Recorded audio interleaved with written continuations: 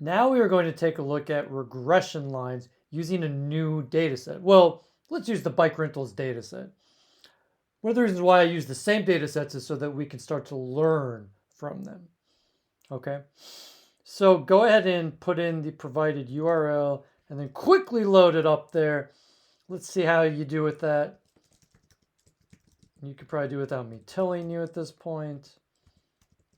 Go ahead and give it a shot. It's going to quickly whip it up here. Sometimes I mistype.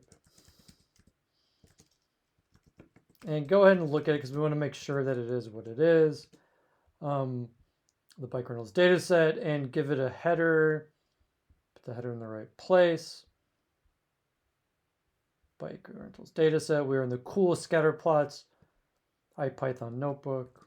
Yes, that is another name for the Colab notebook here. And after you pull it up with your title, go ahead and give it another subheader called regression line. So what's a regression line? Well, let's do it looking at an example. And we're going to do it using Seaborn. So the first thing I want you to do is do the standard imports for graphing. And again, the reason why I do this from experience, so that when you like later, if you want to like, hey, I want to copy this chunk of code and use it, it stands alone. Okay. Otherwise, you're like, oh, SNS didn't load. Oh, matplotlib didn't load. Okay, so import matplotlib, splt, import seaborn as SNS. Let's do the sns.set. You can look up other SNS backgrounds. You don't have to do that. That's the one I prefer. And then we're now going to go ahead and start with a regression plot. First, let's change the figure size, plt.figure. We'll try to get this one good from the beginning. Fixed size, do what works for your computer. 11 by 6 worked for me. Type this with me, then sns.regplot. Okay, that is a regression plot. And I want you to, well, we got to decide, right? What's X and Y here?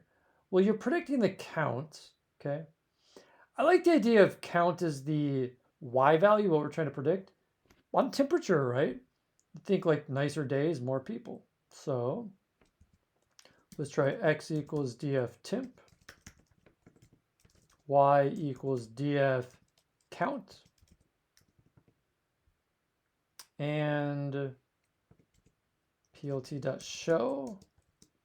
I think if we need any other essentials, I think those are the basics. Alpha may not work here. I'll try it. I have to put it in somewhere else, I believe. We could try an alpha.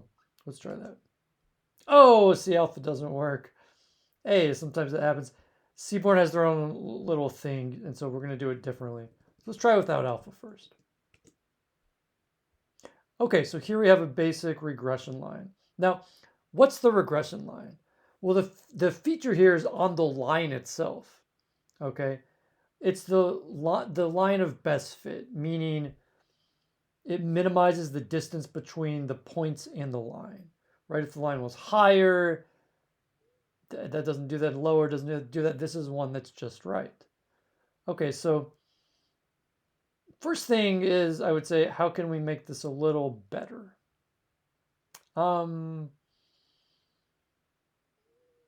So what we need is an actual dictionary is what is used for SNS. Okay, and here it is. So there's both and this is kind of nice. There's a scatter dictionary, and that would be the point, so it's scattered keywords. And then in there, we can include different things like alpha. Okay, it's the dictionary. So recall how a dictionary works. You need a key. In this case, alpha can be the key. So go ahead and write, we're entering a dictionary now right here together. And then I like something about 0.5, say. I tend to mix it up. And what else can we add here? The size can actually go here too. It's just S. And let's try something like 100. Okay, let's try that and see what happens. All right, so it did those two things. I think it's a little dark. I want to try a color. You know, we can set the whole color. Here's a fun color. Again, how do we figure out what the colors are? I want you to have the colors. Try Seaborn Colors, right? Seaborn Colors, and click on images, and there you go. Look around here. Sometimes the way it looks with alpha changes, and you just have to try things out. Okay. I've done lime green before, and it's worked well. Let's try lime green here. Invalid syntax. Well, I thought I had lime green working. Oh, look at that. See, the reason why is because when you add something new, you need a comma, right? Now, this is actually common. Let me show you this. When you see invalid syntax, and it's something that maybe has worked before, and you're sure, well, that's right. It's actually because should be a comma before. So that's actually a common mistake. That's a little bright, but what are you going to do? Now, there's also believe it or not, a line keyword dictionary. So we're going to use this, put in a comma, put in line keywords. And what's cool about this is you can set the color of the line. So it could be different. All right. So I can put in my own color here, and I can make it, let's just try green. Now look at that. I think that's a little better. Is it like it makes the line stand out, right? By the way, you can use alpha to lighten it too. Like, oh, it's a little dark. Try like 0.35. See how it lightens it?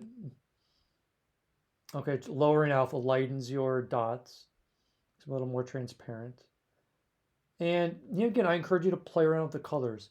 Try to find colors that you like. So this is a regression line, okay? And I think it's a pretty good one. I mean, it's not perfect. Now, I want to point out a couple things. One, do you see this? Like, you guys will see this, right? This shaded stuff above and below the line. What is that? That's like the uncertainty, okay? Like, so basically, Seaborn is pretty confident that the line lies within that narrow band, okay? Meaning, so this is a regression line, and this can be used to actually deliver predictions. We'll talk about that more later with machine learning. But it's a way of, the idea is like, what's the purpose of the line? The purpose of the line is that you can use it to try to make predictions. Now, we haven't talked about, well, what is it showing? I mean, obviously, right, we expect this. As temperature goes up, the number of bike rentals goes up. But that's also kind of interesting, because if you look at it really carefully, there's like this steep going up, but when it gets hotter, it kind of goes down a little bit, right? So a regression line, you can actually do it it's called a different polynomial order. So you can do a second degree polynomial. Just put a comma after your dictionary and then try order equals 2. Okay, second degree polynomial. Press shift enter. Oh, I love that. Look at that. So it's like a quadratic, okay? Means for those of you who have had algebra, like it's a second degree polynomial. When it's a straight line, it's a first degree polynomial, like y equals 3x plus 2, y equals 5x minus 1. But now it has the square term, so y equals x squared plus 4x minus 2, etc. And again, that's the order to have best fit. And see, it follows the data more closely. It goes up as expected, but when it gets hotter, it goes down. Now, I can get pretty determined in trying to make these things look in a way that I like. And I'm not going to mess with the color here, though I would like to. Look at the temperature. I don't know about you, but I want the actual temperatures.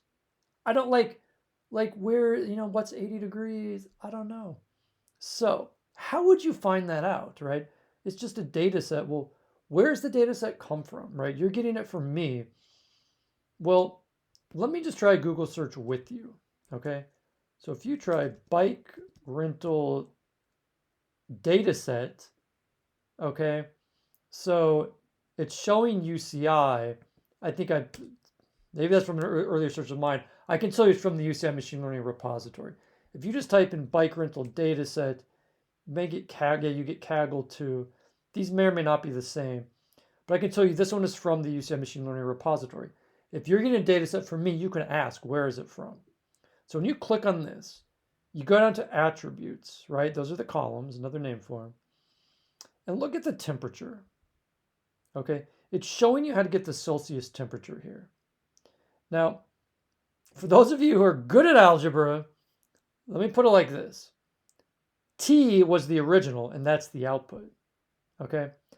I'm not going to like go into depth with this, but just to point out, if this right there, that equation equals the value, if you want to solve for T, this little t, multiply it by the max minus the min, that's 39 minus 8, which is 47, and then add minus 8. Okay, we're going to do that. So it's times 47 minus 8. You ready? Check this out. Let's do it up here. Coding cell, temp equals, here, let's do a new column. df, oh, this is going to be great. We haven't done this yet. How do you do a new column? How about C temp? You just call it out, and then you can do math on the other columns. So cool. And so what this is going to do is going to take all of the df temp columns, and we can do whatever we want to them. I can make a copy of it like that, but I can also do times 47. So it's going to take each column times 47 and then minus 8. And that's going to give us a Celsius temperature, right? Now, I'm not that good at Celsius. I'm much better at Fahrenheit. So how do we get Fahrenheit from Celsius? You want to look it up. Maybe you have it memorized. Fahrenheit, who can spell that? Celsius conversion. There it is. Look at that. They're showing you right here. So it's, we went the other way. It's 9/5 times 32, okay? So it's 9/5 times 32. So df, now it's the new one, the C temp, times 9/5 plus 32. I think that's right. We'll know when we look at it. So the idea then is down here, we can change it to this new Fahrenheit temperature. All right, let's try that. Didn't work, no surprise. It's because I didn't run this cell. See, this is actually another common mistake in Colab notebooks, right? When I look at, this is what I do. I see, okay, here's the error. Okay, where did I define that? I defined it here. Oh, but I didn't run that. That's actually common with Colab notebooks. So you've got to be sure you're running your cells. Look for that. Oh, look too. Here, I caught another one just by looking. Okay, so let's try that and this. Look at that. I love it because now I can interpret it. Okay, I didn't know what those scale values really mean. Right, so we clearly see we're peaking around 70, right? Beautiful day for a bike ride. 60s to 70 are the best. Once you get over 70, start to get in the 80s, let alone toward 90, you know, people are like, I don't know, you know, they're not as keen, I guess, to go out and rent bikes. It's a little hot. And certainly, right, as we know already, when you get lower temperatures, it's just a little cold for people. All right, so that's pretty good. I'm not crazy about the color here. You know, I liked it earlier. Yeah, you could try blues, like kind of do sky blue and then blue. Mix it up, right? Have a little fun. Try to get something that works well for you. Whoa, that's like too blue. I know there's a Dodger blue. That looks a little better. And if I cut down on the alpha, the sky blue may work better. A little darker. Yeah. How about that? Not bad. Make it slightly lighter. See, play around with it, you know, like work for it to try to make it look good. You know, nice and blue sky day, right? I'm satisfied with that. Now, recall also that, you know, the columns are labeled. I mean, if we call this bike rentals count, I think that's okay, but you could change that too. What I mean is like this, simply like we did up here, like you could have a new column called df rentals just for the purpose of naming it. It's kind of like seems unnecessary. And then you could call it, hey, I got a match here. You're cluttering up with extra rows, so I wouldn't necessarily do that, but you could. Okay, so how do we finish these out? Right, we give them a title. And I think I did before, title equals bike rental. How do we call this one? It's like, see, when you have two going, it's like we got bike rentals and weather. So bike rentals and weather. Regression line. Right? Try to be clear. And then I think it's okay. And then why am I doing it like that? Because we can add plt.title, the title, and also plt.savefig title DPI equals 200. By the way, you can totally mess with the DPI and see what you get. I notice I make them too big. The plots sometimes they turn out huge. I'm gonna go one more alpha down. Sometimes that should be really specific like that. Okay, I'm gonna try this one. That looks a little better. Sure, right? And it looks a little grainy here. So let's go to the output. Last piece here, download it. Pull it up. Not bad. Not bad at all, right? So that's how you create regression lines using Seaborn. Job well done.